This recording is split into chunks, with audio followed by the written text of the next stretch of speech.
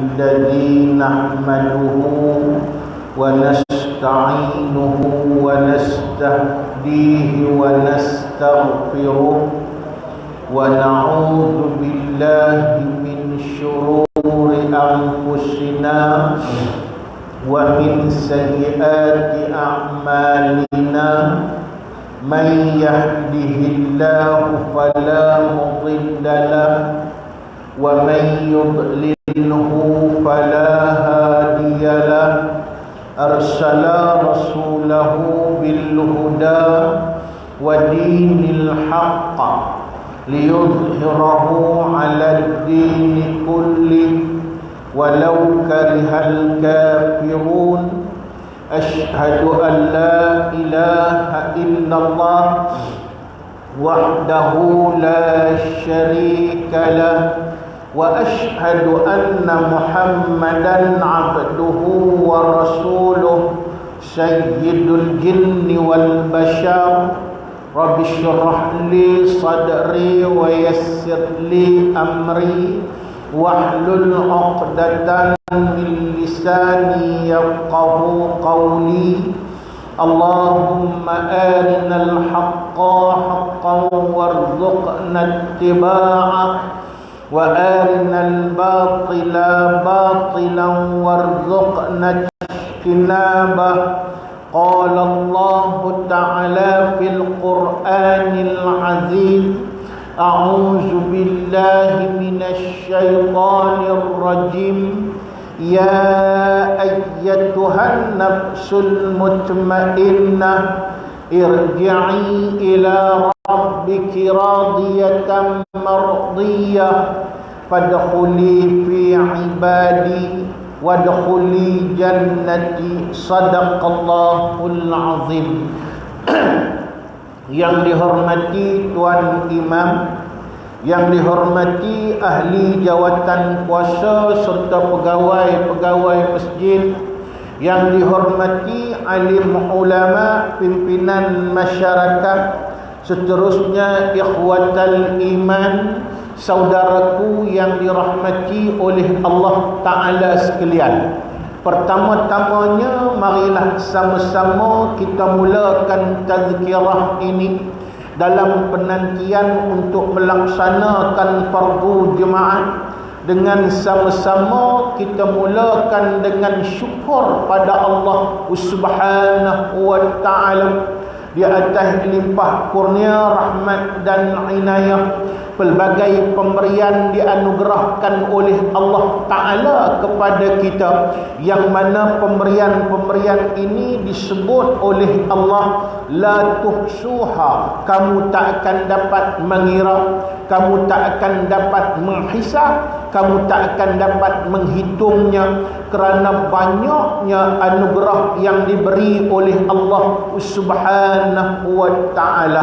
Cuma perbezaan di antara anugerah ini, ada pemberian yang Tuhan beri, iaitulah Tuhan redha kepada orang yang menerimanya, maka itulah sebaik-baik pemberian yang layak digelar sebagai nikmat daripada Allah Subhanahu wa Ta'ala. Ada pemberian yang Tuhan beri tetapi Tuhan tidak redha kepada penerimanya, maka itulah sejahat-jahat pemberian. Maka sesungguhnya orang yang menerima itu tidak akan menjadi manusia yang dekat dengan Allah, maka dia seterusnya menjadi orang yang semakin jahat daripada Allah Subhanahu wa Ta'ala. Maka pemberian yang kedua ini disebut oleh ulama, iaitulah tidak patut dinamakan dengan nikmat, maka itu dinamakan sebagai istidraj, satu pemberian dengan makna Tuhan murka kepada golongan itu. Pemberian tadi akan menjadikan dia lebih hanyut di atas muka bumi Allah Subhanahu wa Ta'ala. Timbul satu persoalan dibahas oleh ulama-ulama tauhid. Kalau Tuhan tak redha, Tuhan bagi buat apa?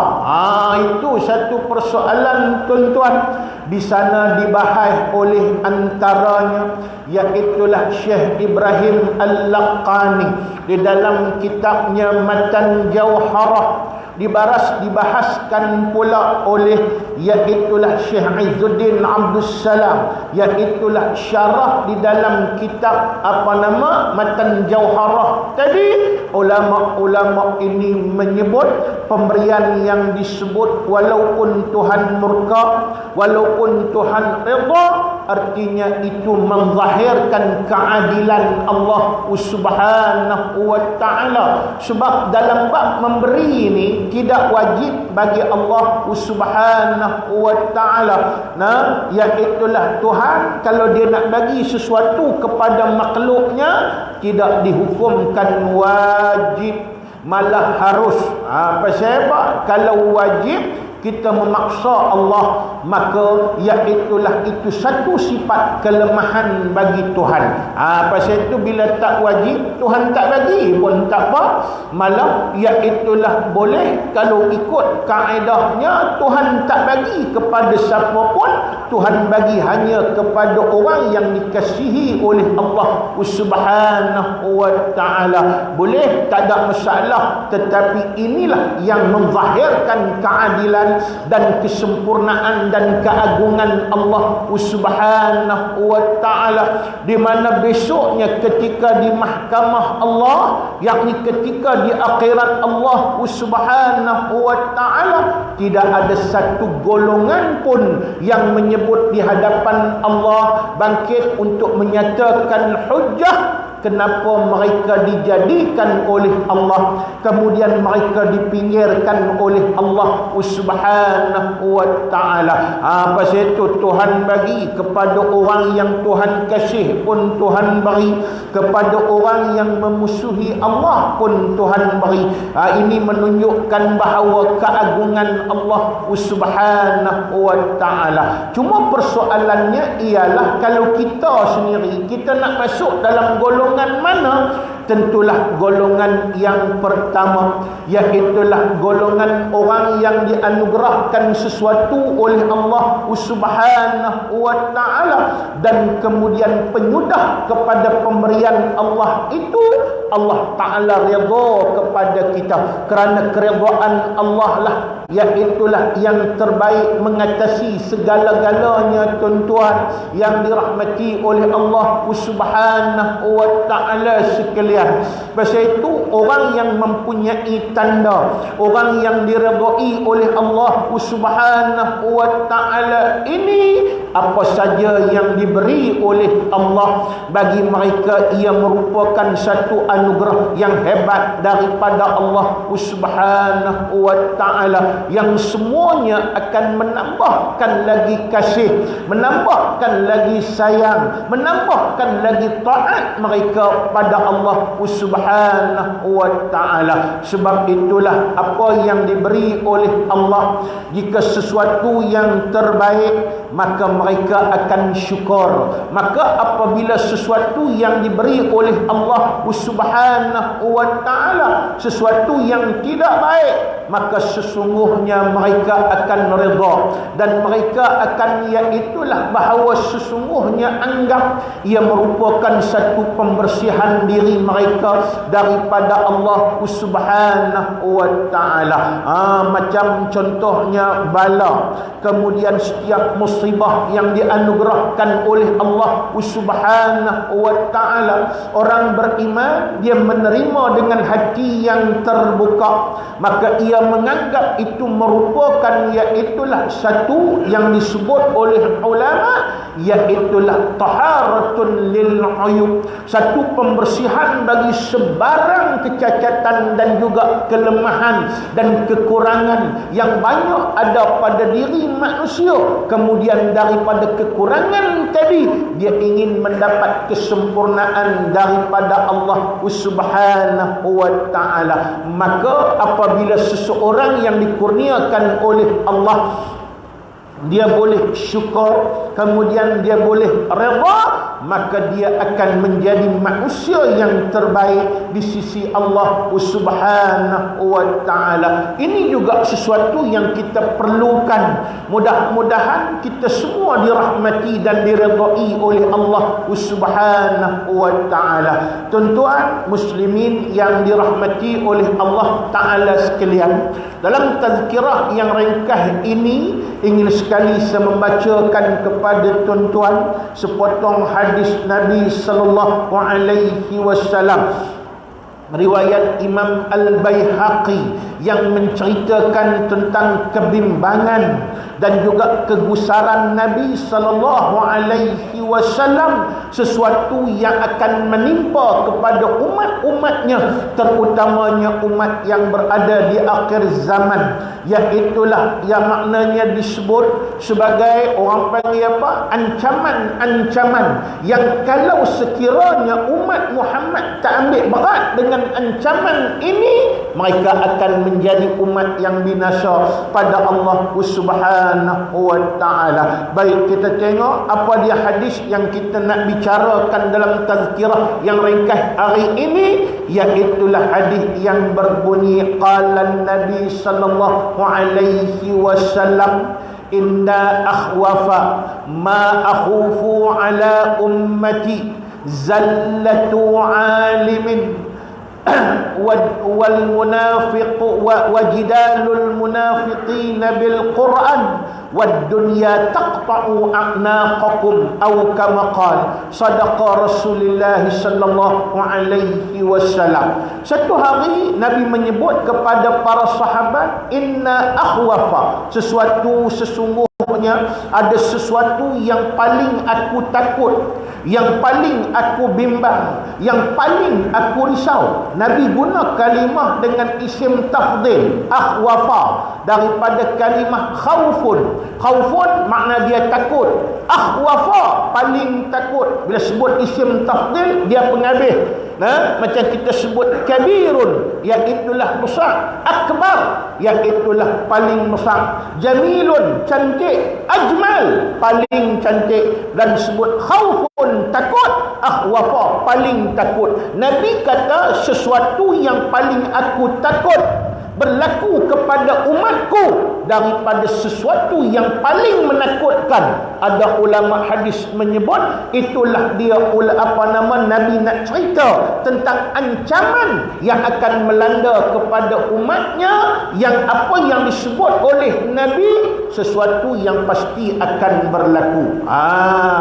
Macam saya sebut selalulah, iaitulah bila kita sebut sesuatu yang akan berlaku, kalau disebut oleh Nabi dia berada pada maqam tahqiq. Kalau disebut, iaitulah maknanya oleh orang yang lain daripada Nabi sallallahu alaihi wasallam, iaitulah disebut sebagai tazunnu. Apa makna dia? Iaitulah sesuatu yang disebut yang akan berlaku. Kalau disebut oleh Nabi, nama dia tahqiq. Maknanya apa? Pasti akan berlaku. Pasal Nabi tidak bercakap dengan kehendak sendiri, tapi Nabi bercakap iaitulah dengan sesuatu yang telah ditentukan oleh Allah. Wa ma yantiqu 'anil hawa in huwa illa wahyun yuha. Nabi tak cakap dengan nafsu dan juga keinginan dan kehendak dirinya sendiri, tetapi sesuatu yang telah diwahyukan oleh Allah. Lain daripada Nabi. Macam kita contohnya, kita harap benda yang akan berlaku. Kotlah hang kira lagu mana pun, pandai lagu mana pun, dia menelah sesuatu perkara yang akan berlaku. Kalau berlaku sungguh pun lepas itu, iaitulah itu merupakan sesuatu yang tak boleh disebut sebagai pasti berlaku. Disebut sebagai apa? Ramalan. Kalau terjadi kebetulan, sebab ilmu itu tidak dianugerahkan oleh Allah.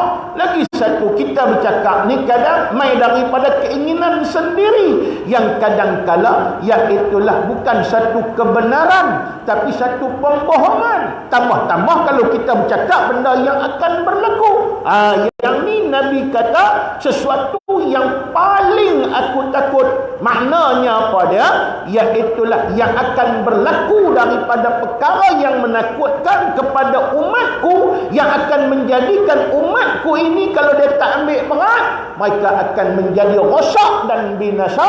Artinya Nabi sebut itu pasti akan berlaku. Cuma bila dibawa oleh ulama kepada kita, maknanya dengan itu kita kena berhati-hati dengan apa yang nak disebut oleh Nabi sallallahu alaihi wasallam ini. Dan inilah antara ancaman yang paling utama yang akan berlaku kepada umat Nabi sallallahu alaihi wasallam. Apa dia yang disebut dengan iaitulah ancaman utama kepada umat Nabi? Ada 3 benda tuan-tuan yang dirahmati oleh Allah yang disebut jelas oleh Nabi sallallahu alaihi wasallam. 3 benda itu ialah, yang pertama kata Nabi sallallahu alaihi wasallam, zallatu alimin. Apa makna zallatu alimin? Maknanya orang alim ataupun ulama yang akan tergelincir daripada jalan kebenaran pada Allah. Bahasa mudahnya,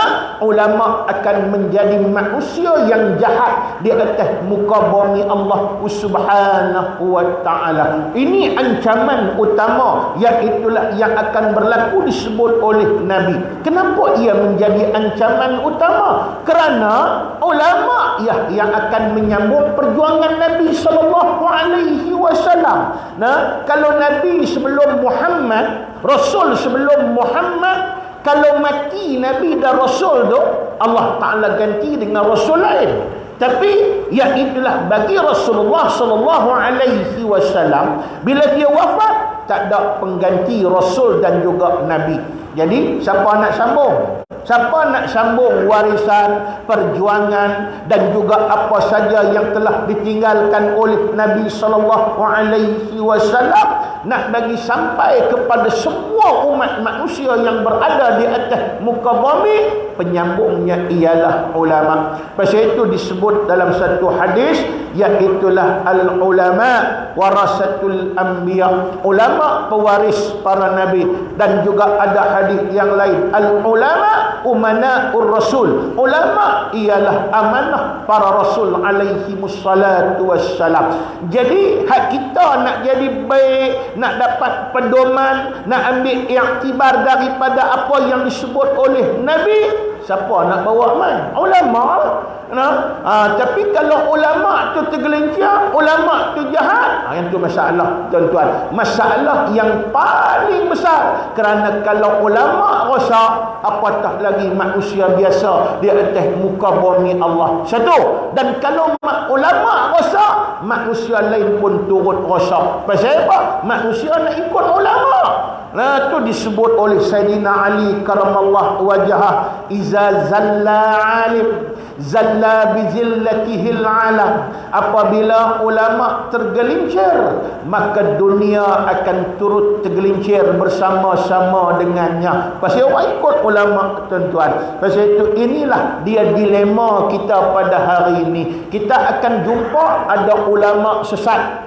Ada ulama yang disebut sebagai ulama ul-haq, ulama hak betul. Ada juga disebut dengan ulama usu', ulama yang jahat. Dan bila sebut ulama jahat, kata Nabi sallallahu alaihi wasallam, iaitulah ulama jahat ini menempati siapa yang disebut sebagai dajjal, yang belum, yang iaitulah selain daripada dajjal yang akan turun dibunuh oleh Nabi Allah Isa alaihi salam. Nah, iaitulah lain daripada dajjal. Turun dajjal dulu. Dajjal hak nombor 1 turun ni siapa dia? Al-ulama usu' min ummati. Nabi kata ulama yang jahat daripada kalangan umatku. Jadi kita yang hidup di akhir zaman ni kena pandai cari ulama. Kena pandai iaitulah pilih ulama untuk kita ikut. Ada orang tanya ustaz, iaitulah cuba bagi panduan sikit, bagaimana kami nak pilih ulama yang benar. Banyak panduan yang diberi. Basri. Boleh kita buka kitab Ahkamus Sultaniyah ataupun kitab-kitab yang lain lagi tuan-tuan, disebut antara ciri ulama yang benar yang kita nak ikut di akhir zaman ini, satu, mestilah ulama itu ulama yang paling takut pada Allah Subhanahu wa ta'ala daripada takut pada yang lain. Dia tak kira hang siapa, yang pentingnya dia sampaikan kebenaran kerana dia merupakan manusia yang paling takut hanya pada Allah. Malah sifat takut inilah merupakan satu sifat utama yang menjadikan ulama itu mendapat kemuliaan daripada Allah. Allah Ta'ala sebut di dalam Al-Quran, innama yakhshallah min ibadihil ulama, hanya sanya di kalangan hambaku yang paling takut, iaitulah yang di kalangan hambaku, iaitulah yang paling takut kepadaku, iaitulah ulama. Maknanya disebut oleh ulama-ulama tafsir melalui ayat ini, ulama bukan sekadar dia mengaji tinggi, ulama bukan sekadar ilmu banyak. Ulama sifat utama yang ada pada dia, Tuhan mula dengan kalimah innama. Innama ni kalau orang mengaji adatun hasil, mengaji Arab, maknanya satu pengkhususan daripada Allah. Dan itulah sifat utama ulama, takut pada Allah Subhanahu wa ta'ala. Mereka tak hentang kepada yang lain kecuali mereka sanggup untuk menyatakan kebenaran demi takut pada Allah Subhanahu wa ta'ala. Itu satu.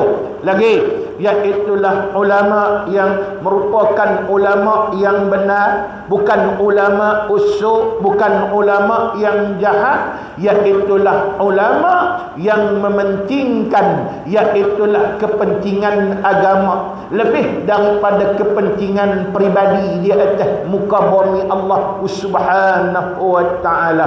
Kata Syekh Syaqiq Al-Balkhi, salah seorang ulama hebat, sifat utama ulama ni tuan-tuan untuk kita ambil i'tibar, iaitulah salah satunya dia seperti, iaitulah maknanya tanah yang boleh dipijak oleh orang yang lain, tetapi maksud dipijak tadi yang kata tanah tadi, iaitulah artinya dia mengutamakan kepentingan ummah di atas muka bumi Allah. Malah saya mengaji dulu, saya ingat Tok Guru sebut di pondok, kalau kita nak ukur kita ni mengaji lama ke sat ke lagu mana ke, kita nak tahu berkat tak tidak ilmu yang ada pada kita, satu benda yang paling utama, iaitulah orang boleh tumpang ilmu kita walaupun sikit. Jangan sat lagi ilmu banyak, siapa pun tak boleh tumpang ilmu kita tuan-tuan muslimin yang dirahmati oleh Allah Subhanahu wa ta'ala sekalian. Dan yang terakhir yang disebut antara sifat utama ulama yang benar, iaitulah ulama ini akan disayangi oleh orang yang beriman. Ulama ini akan dimusuhi oleh musuh-musuh Allah, akan dimusuhi oleh orang kafir, dimusuhi oleh dibenci oleh orang-orang fasik, dibenci oleh orang-orang munafik. Tu ulama betul lah tuan-tuan.